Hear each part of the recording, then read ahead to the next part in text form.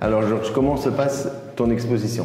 Mais très très bien, je suis vraiment très heureux d'être accueilli dans cette magnifique résidence. C'est la 40e exposition que tu fais ici à Bon, Fleubec? je ne pourrais pas l'affirmer avec certitude, mais c'est entre 10 et 15 expositions que je réalise ici. Est-ce que, en parlant du temps qui passe, on pourrait se permettre de te demander ton âge? Mais j'ai 93 ans. 93 ans.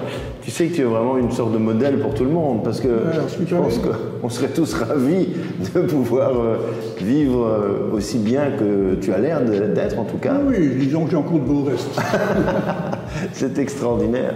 Et explique-moi un peu, parce que tu n'es pas originaire, parce que moi, je n'ai pas beaucoup d'attachement pour le fait de dire on est originaire, on est issu d'eux, ça n'a pas beaucoup de sens. On est des citoyens, des êtres humains qui sont nés quelque part comme ça, mais tu n'es pas fleubecois d'origine et tu viens d'où en fait? Je suis né à Ixelles et j'ai vécu une quarantaine d'années à Bruxelles, une partie à Wemmel d'ailleurs, et puis on a découvert cette région tout à fait par hasard et ça a été le coup de foudre immédiat. On a abandonné donc une vie une vie lucrative avec un confort assez raisonnable pour venir habiter dans ce que j'appelais à ce moment-là un bled. Et je veux dire, cette dénomination est tout à fait stupide parce que c'est infiniment plus riche que la ville en possibilités. Et surtout, lorsqu'on est artiste et créateur, ici on a trouvé vraiment le terreau idéal.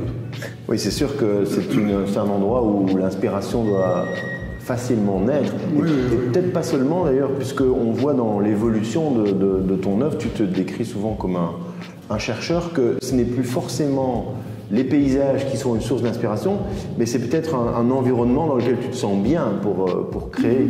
Oui, exactement. Hein. Initialement, ce sont les paysages. Au début, quand nous sommes venus habiter, j'allais m'installer dans les petits coins de la région sous un grand parasol pour peindre des paysages. C'est ainsi que je me suis fait connaître. Et de paysages relativement figuratifs, je suis arrivé à faire des paysages beaucoup plus dépouillés. Et maintenant, certaines œuvres sont même totalement abstraites. Et comment est-ce que les gens qui te connaissent et qui t'ont découvert à cette époque, c'est vrai que tu as été, il y a 15, 20 ans, même davantage, l'incarnation du peintre des collines. C'est d'ailleurs un peu toi qui a donné cette notoriété à nos paysages. Mais comment est-ce que ceux qui te connaissent et qui t'apprécient voient l'évolution de ton œuvre? Eh bien, je suis même étonné, ils suivent relativement facilement. Parce qu'au début, si j'avais dû présenter des œuvres très dépouillées comme je montre maintenant, personne n'aurait apprécié. Mais maintenant, avec l'évolution du temps, les gens s'y font et suivent facilement. Oui, c'est un petit peu comme s'ils avaient accompagné ton parcours, comme ça. Oui, ils m'ont très bien accompagné, oui. C'est chouette. Et explique-nous un peu, tu te lances aujourd'hui effectivement dans des œuvres moins figuratives, un peu plus abstraites. Comment est-ce que tu te lances dans la création? Qu'est-ce qui à un moment donné te conduit à aborder ce type d'œuvre? C'est toute une maturation intérieure. Il faut beaucoup être pas concentré, il faut, je dirais un mot pas tout à fait exact, mais il faut méditer.